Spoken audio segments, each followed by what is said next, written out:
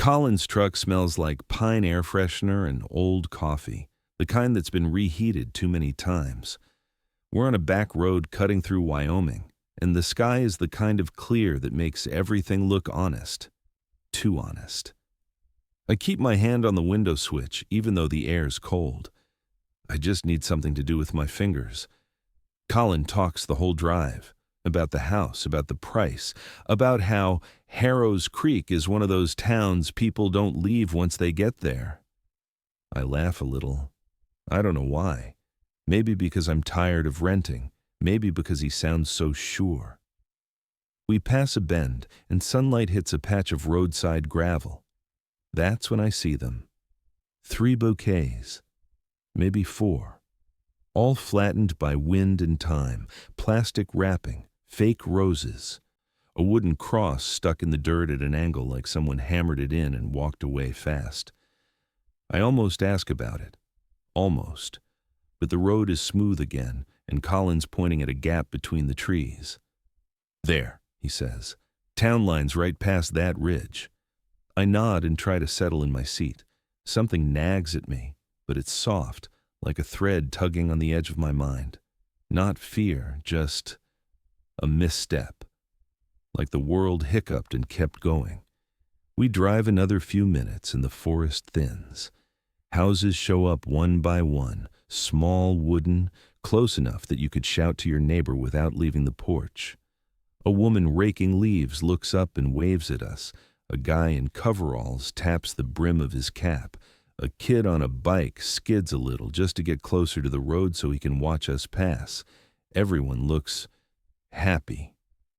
Too awake for a weekday afternoon. Too warm for a place this quiet. Colin slows near a diner. See? Friendly, safe, solid community. I step out when he parks.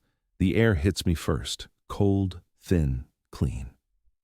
I look around. A dog naps under a truck. Wind chimes rattle on a porch. Nothing's wrong. Nothing at all. And yet, there's this beat deep in my chest. A small one, a heartbeat line. I don't know why it hits me so hard. Maybe because it feels like this place is waiting for something or someone. And for a second, I wonder if I'm the only one who feels it. Then Colin claps his hands. All right, ready to see your new place? I force a smile. Yeah, sure. But as we start walking, those flowers on the roadside drift back into my head, and I can't shake the feeling that they weren't old at all. The first night in my new house feels quieter than I expected. Too quiet, maybe. It's a small wooden place with a slanted porch and a door that sticks if you don't lift it a little. The previous owner left a couple of old chairs behind, both smelling faintly like cedar and dust. I drop my duffel bag in the living room and just stand there for a second, listening. Wind. Nothing else. It's peaceful. Peaceful enough that I start to wonder why the house was so cheap. But the thought slips away when I open the kitchen window and feel the cold Wyoming air rush in. It wakes me up in a way coffee never does. I spend the next hour unpacking. Plates, a pan, my work boots. I don't have much. Never stayed long enough anywhere to collect things. The fridge hums softly when I plug it in. The faucet sputters before water finally comes out. Everything works. Simple, but working. Around sunset, someone knocks on my door. I open it and meet Marissa Hale for the first time. She's holding a small plate covered with foil, hair pulled into a loose ponytail, and wearing a sweater that looks 2 sizes too big. Thought you might want something warm, she says. I blink. Oh, thanks, I wasn't expecting. Nobody expects a casserole, she smiles. But here we are. There's something easy about her. Not flirty, not intrusive, just warm, like she's used to welcoming new people into town. I take the plate. I appreciate it. Anytime. I'm just a couple of houses down. If you need anything, knock. She hesitates a second. The porch light hits her face just enough for me to notice the faint purple under her eyes. Not makeup, not bruising, just tiredness, a deep kind. "You doing all right?" I ask. She brushes it off with a wave. "Yeah, just a long week. Sleep's been weird lately." I wait for her to explain. She doesn't. "Anyway," she says, stepping back, "welcome to Harrows Creek."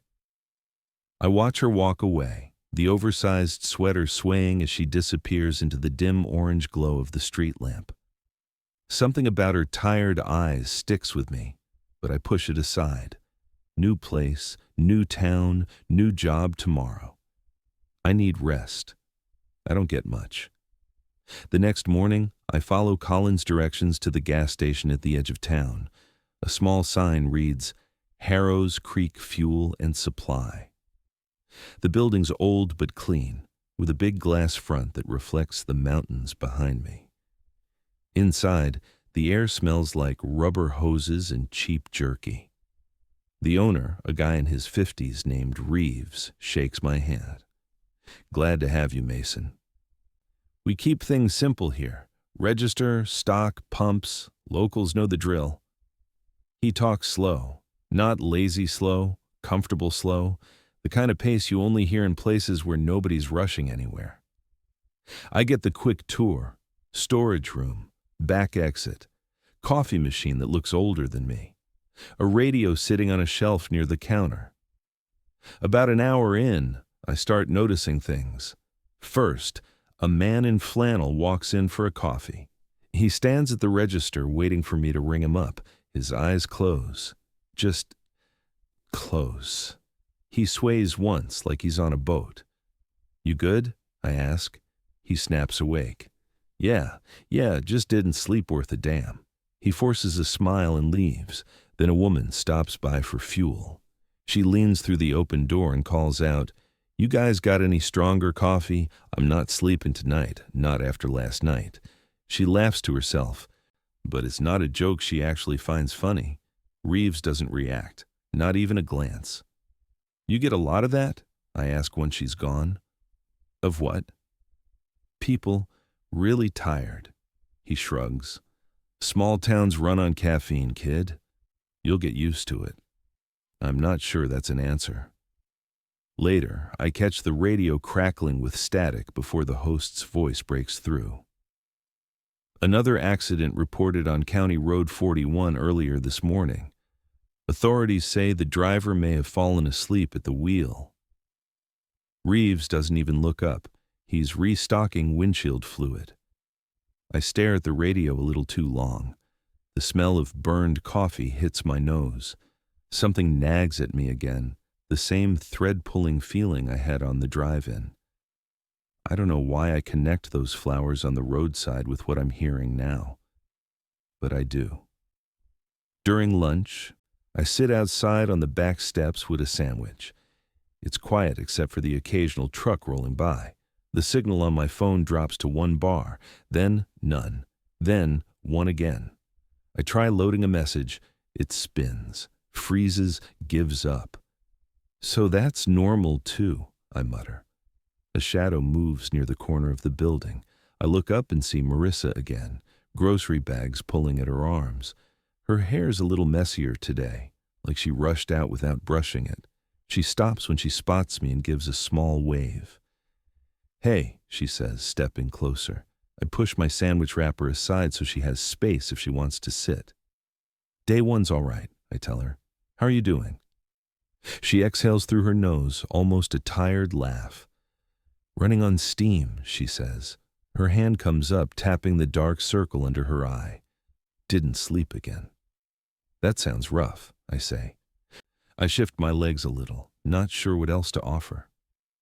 "It is," she replies, shrugging like she's used to it. She looks away for a second, adjusting the grocery bags, then glances back at me. "If you ever need a dinner buddy, I'm around." I nod, trying to match her smile. "Yeah, I'd like that." She gives a small, warm grin, tired but still friendly, then continues toward the market, the bag swinging at her sides. I sit there for a bit longer, watching the road shimmer in the afternoon sun. Harrows Creek is quiet, pleasant, safe, but there's an off-beat to it, a small flicker under the surface, like a light bulb that hasn't decided if it wants to stay on. I feel it again when the wind shifts. Tiny, barely there, a heartbeat line. I take a breath, finish my sandwich, and get back to work. Life here is good, really good, just slightly off. By the end of my second week, I notice something I can't unnotice. Everyone in Harrows Creek looks tired in the exact same way. Not regular tired, not new baby tired. It's this hollow-eyed, slow-blinking, too-still kind of exhaustion I've never seen spread across an entire town. At first, I think I'm imagining it.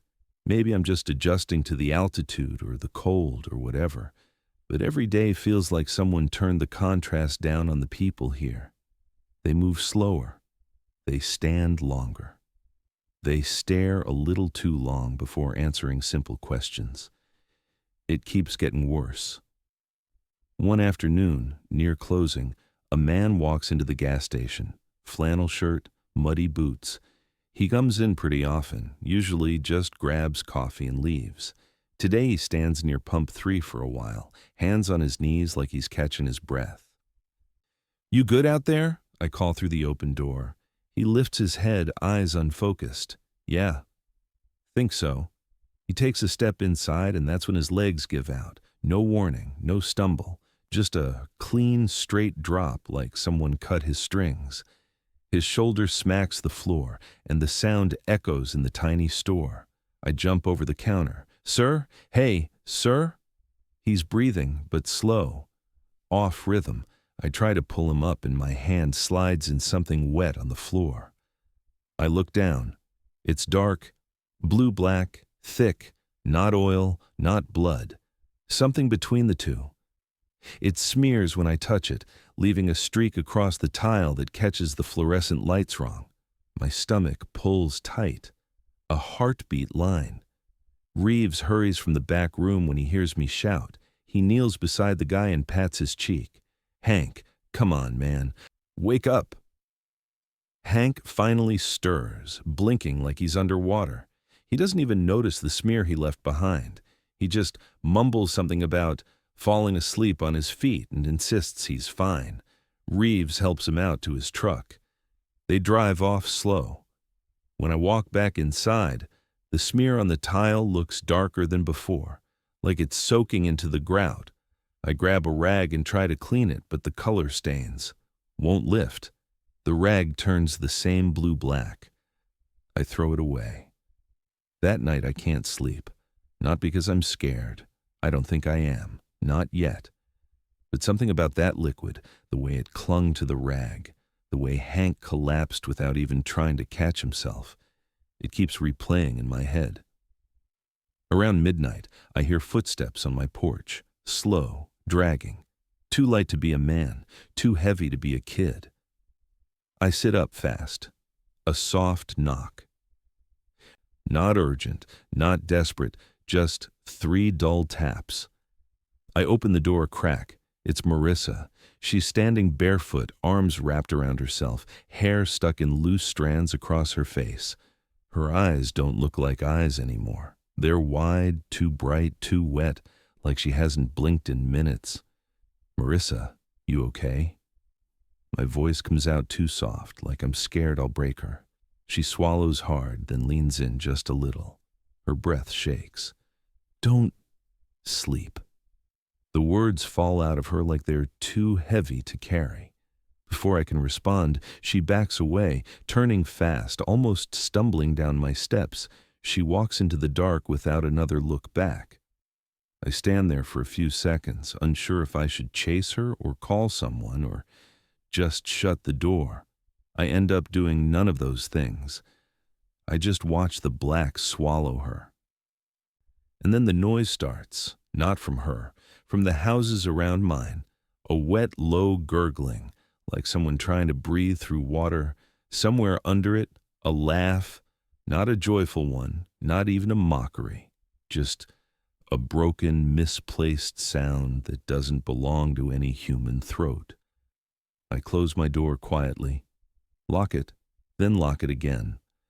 I press my back against it until the wood stops shaking. The rest of the night I hear movement outside. Not footsteps, more like weight shifting on gravel. Pauses, stillness, then small bursts of sound like exhaled chuckles with no humor behind them. I keep all the lights on. Morning comes like someone slapped a filter over the world. Bright but washed out. I drag myself to the station early. Reeves is already inside, radio playing quietly by the register. He looks at me like I look exactly the same as everyone else, tired in a way sleep won't fix. "You're in early," he says, sorting the new windshield fluid shipment. "Couldn't sleep." He nods once. No surprise, no follow-up. A police cruiser pulls in while we're stocking shelves. Sheriff Dalton Briggs steps out. He's a big guy, but today he carries himself like his bones ache. His uniform is clean but wrinkled, beard trimmed but uneven, eyes red. He buys a pack of gum, doesn't touch the coffee. "You doing all right, Sheriff?" I ask. He rubs the back of his neck. Everyone's tired these days. His voice is low, matter of fact. "You'll feel it soon enough." Before I can ask what that means, the radio crackles again. "Another accident reported this morning. Authorities say the driver may have fallen asleep at the wheel." Sheriff doesn't react. Reeves doesn't react. I do. My eyes drift to the window, to the road, to the spot where yesterday's smear still stains the tile even after all my scrubbing. I start connecting things I don't want to connect. The town's exhaustion, the blue-black liquid, the laughter at night, the shadows that don't move right, the roadside memorials, the accidents that all share the same excuse. People aren't just tired, they're breaking. I lean on the counter, my hands cold even though the heater's running. Something inside me clicks into place, a quiet, unwelcome realization. There's a pattern.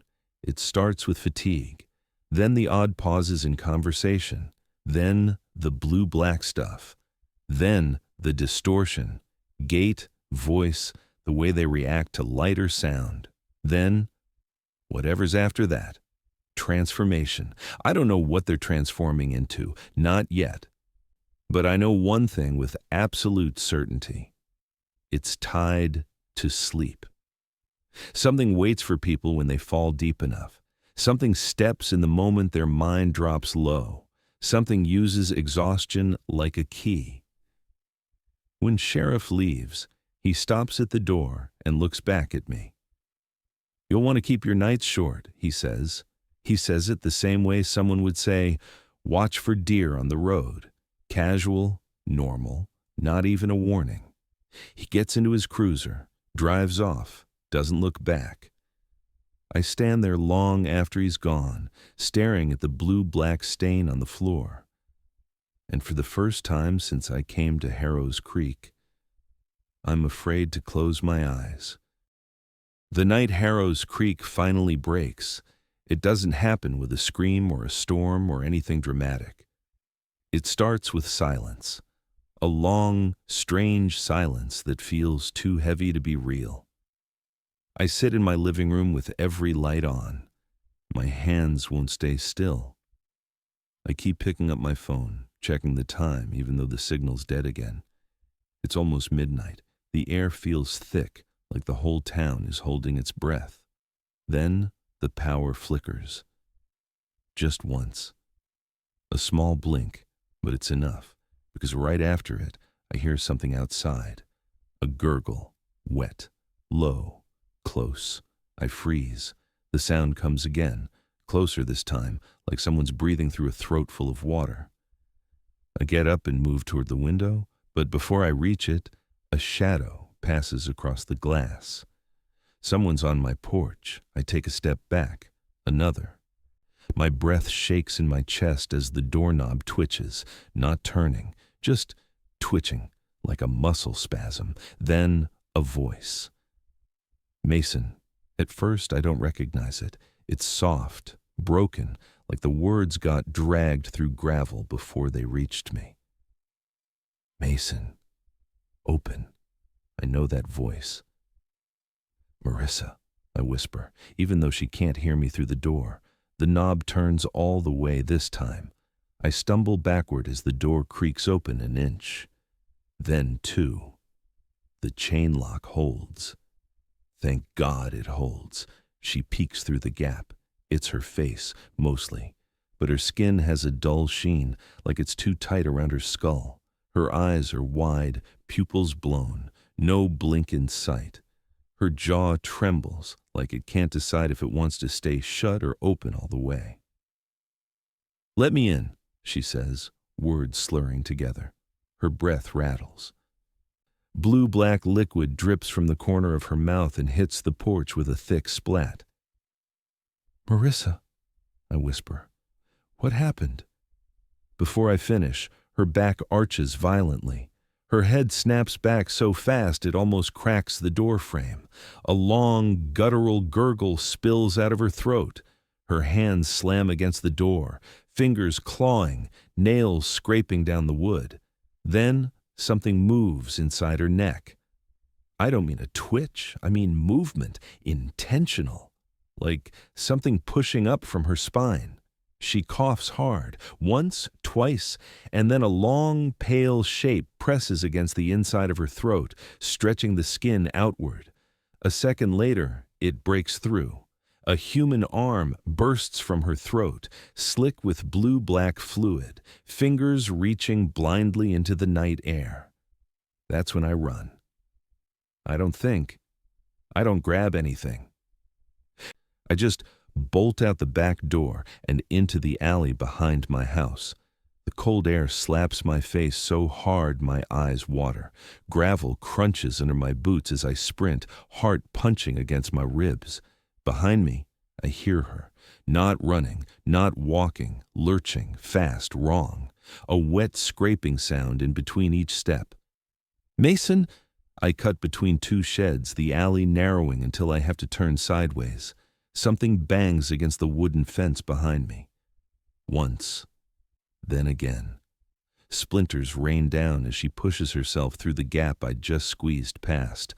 I trip over a trash bin. It clatters across the alley. I scramble back to my feet, chest heaving, throat burning.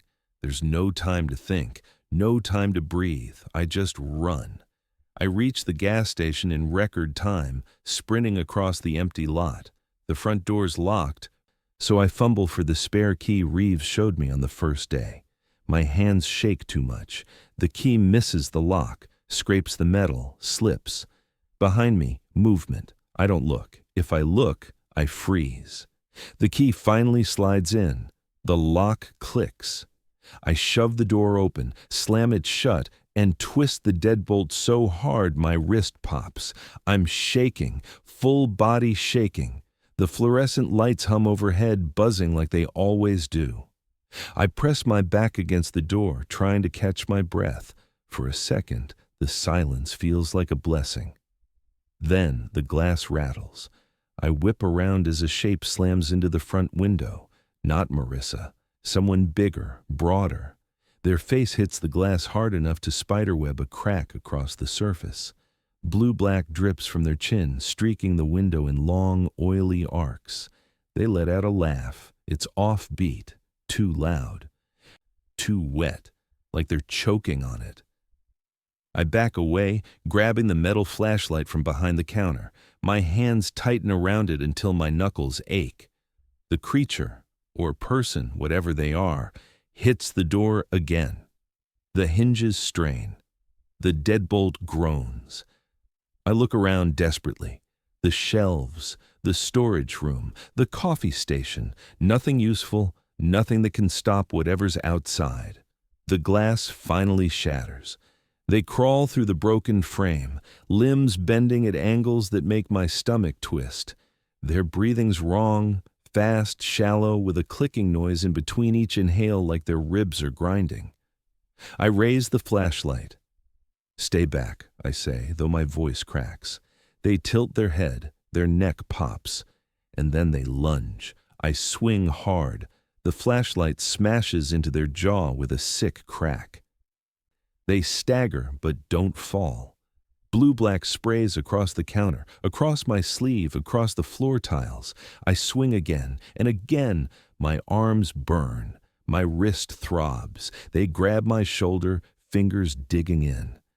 I feel something sharp, nails, bone, I don't know, scrape across my collarbone. Adrenaline kicks in so hard I almost scream.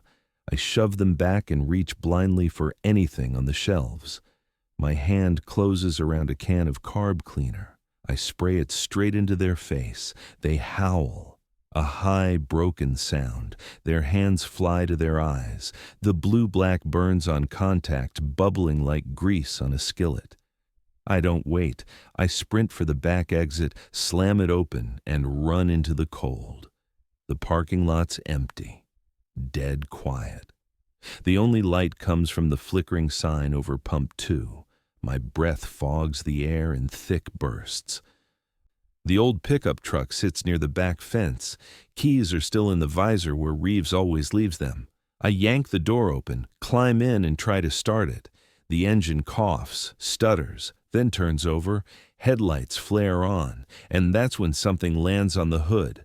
The whole truck dips forward. I scream before I can stop myself. A creature, no idea who it used to be, presses its face against the windshield. Nails, long, jagged, scrape down the glass, leaving thin white trails. Blue-black drips from its mouth, sliding down the windshield like thick tar. Two more shapes run beside the truck, their movement jittery and uneven, like their bodies are arguing with themselves. I slam the gas. The truck fishtails before gripping the pavement. The creature on the hood slides sideways but holds on, fingers tearing into the metal. I flip the high beams on. The bright light hits its eyes. It jerks violently, shrieking, and loses its grip. Its body rolls under the truck and disappears behind me. The other two chase for a few seconds before dropping back, their limbs buckling, their bodies collapsing into a kind of frantic, twitching crawl. I don't stop. I don't slow down. I just drive. The road stretches ahead, dark and empty. The same road Colin brought me down on my first day here. The same road with the flowers. As the trees thin, I see someone standing in the middle of the road, broad shoulders, sheriff's hat. Sheriff Dalton Briggs raises a hand, not to stop me, more like he's greeting me. I slow just enough to hear him through the cracked window. 3 families tried to leave, he says, voice calm, almost gentle. Right where those flowers are, he shifts his weight. They all fell asleep, everyone does. He steps aside. I drive toward the memorials with my heart pounding so loud I can barely hear the engine. The road feels thinner, tighter, like it's closing around me. And for the first time tonight, I realize I'm not fighting the creatures. I'm fighting sleep. I don't remember making the turn, or the next one, or how I even got off the main road. All I know is that I'm still driving when my vision blurs and the truck veers toward a ditch. I yank the wheel and stop inches before the front bumper hits a dead log. My hands won't let go. They're locked to the wheel like they're frozen there. I blink hard. Everything swims. I need to move. I need cover. There's an old tool shed near the tree line, a tiny wooden thing with half its siding peeling off. I stumble toward it, legs weak, head swaying, every muscle screaming for rest. The door hangs crooked but opens with one shaky pull. Inside, dusty shelves, rusted nails, the smell of old earth. I slide down into a corner and pull the door shut. My breath fogs the air as I sit there, shaking, listening. At first it's quiet. Then the voices start. Not words, not thoughts, just sounds. A gurgle drifting through the trees, a laugh that cracks halfway through, something heavy dragging along gravel, something lighter tapping at loose wood. I curl into myself, hands over my ears, but it doesn't help. The noises seep through the cracks in the walls like cold air. My vision dips. My chin hits my chest. I jerk awake. No, Not now. I slap my face, hard, tears sting my eyes. Outside, another laugh echoes. Closer this time. Wrong pitch, wrong rhythm, like someone trying to remember how to sound human. I feel it in my bones. If I fall asleep, I won't wake as myself.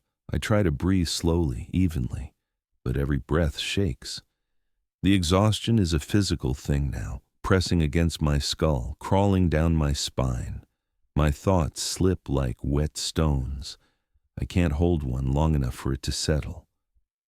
But somewhere in the haze, a pattern emerges. Pieces, fragments, all the things I've seen since I came to Harrows Creek. Fatigue, the pauses in conversation, the way their eyes glazed over, the collapses, the blue-black smears, the laughter, the distortions, the accidents. It's all the same timeline, the same progression. I force myself upright, leaning against the walls the shed creaks around me. I whisper to myself, just to stay awake. So, it starts with tired. Everyone's tired. My voice sounds thin, but I keep talking. Talking is staying alive. Not everyone changes, only some. I rub my forehead, it burns under my palm. So what's the difference? A cold realization crawls up my throat. It's not about sleep, it's about how you sleep. The sheriff's words echo back to me.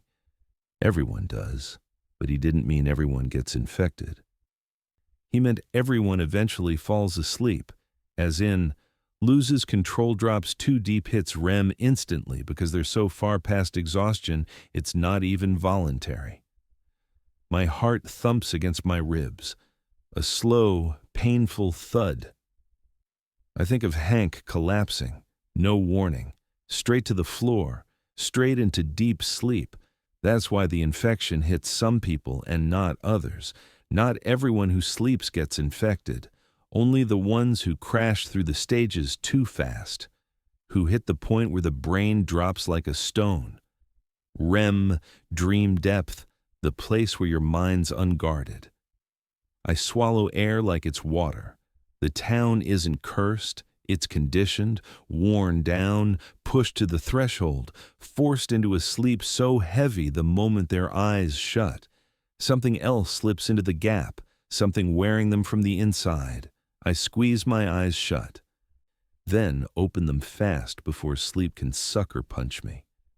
The shadows through the shed walls sway like they're breathing. A scraping sound drifts past the door, slow, deliberate. I hold my breath. Something stops right outside. Weight shifts on dead leaves, a long, wet exhale. Then 2 soft taps on the shed wall. Tap, tap. I clamp my hand over my mouth. The creature, or the person wearing the creature, moves on. Their footsteps drag through the dirt. I wait. 30 seconds. A minute. 2. My throat aches from holding so much air. When I finally breathe again, it feels like my lungs are full of needles. My hands tremble, knocking against the old toolbox beside me. Something metallic clinks inside. I grab the box and pull it close, searching for anything useful. Rusted screwdriver, dull chisel, a hammer with half its handle splintered. None of it enough to fight anything out there. But I'm not trying to fight. I'm trying to understand. I whisper again, slower this time. Blue-black, that's early, first takeover. I picture it dripping from Hank's mouth, from Marissa's, from the creature at the gas station. It's not blood, it's displacement, something pushing in. Every word makes my head heavier. Full transformation happens only when whatever's inside finishes settling. When there's nothing left of the original person to fight back. The entity doesn't just enter, it wears the host, like a suit, like a pilot stepping into a cockpit, like a hand forcing itself into a glove. I press my palms against my temples. God. Outside, another distant laugh cracks like a misfired engine. I try standing. My knees almost buckle. The shed spins for a second before leveling out. I can't stay here. I know that now. The exhaustion is a living thing, gripping the back of my neck, pulling me downward. Every blink lasts a fraction too long. If I stay in this shed, I'll fall asleep from sheer fatigue. If I fall asleep, I'll drop straight into REM, straight into the same place everyone else fell. I need to escape. I need to get out of Harrows Creek right now, before I lose the last bit of control I have. I push the door open slowly, listening to the dark. No footsteps, no breathing, just wind moving through the trees in uneven bursts. I step outside. The cold hits me so hard my eyes water again. It helps, only a little, but enough. I force myself toward the road, leaning on trees and fence posts as my legs wobble under me. Every shadow looks like it's watching. Every sound feels like it's right behind me. I keep talking to myself in a whisper because silence feels like surrender. People trying to flee crash because they fall asleep at the wheel. Instant REM, instant takeover. My teeth chatter, not from the cold. They're not unlucky, they're compromised. The roadside memorials appear in my mind. 3 families, 3 crashes, 3 sets of flowers. All of them probably thought they were strong enough to make it out. They weren't. Because once you're past the threshold, sleep isn't a choice, it's a collapse. I wipe my face with the back of my sleeve, smearing dirt across my cheek. My hand shakes again, worse than before. Hot pulses run down my spine. I feel it, the beginning, the warning. My body's starting the drop, the involuntary plunge toward the place sleepers go. I grit my teeth so hard my jaw throbs. I'm not dying here. I look at the dark stretch of road winding ahead, the same one that leads past the memorials, the same one that Sheriff warned me about, the same one that might kill me if I even blink wrong. But there's no choice left. Either I run for it, or I sit down in this dirt and let whatever's inside this town peel my mind apart. I'm so tired I can taste it. But I start walking. One step, then another, then another. My vision tunnels. The trees sway. My knees buckle once and I catch myself on a guardrail. A gurgle echoes behind me, close. Then a second one, farther. Then laughter from the direction of the gas station. They're searching. Not hunting by sound. Hunting by exhaustion. They can feel it. They know exactly who's close to breaking. And right now, that's me. I take another step into the road. I have to try, I whisper. It's not courage, it's not hope, it's survival, or whatever thin version of survival I have left. I'm barely holding on, barely awake, barely myself. But the next part of this story, the last part, depends on whether I make it to those flowers without collapsing first. The road to the memorials is darker than I remember. The trees lean over it like they have been waiting. My legs barely work, but I force myself into the truck and start the engine.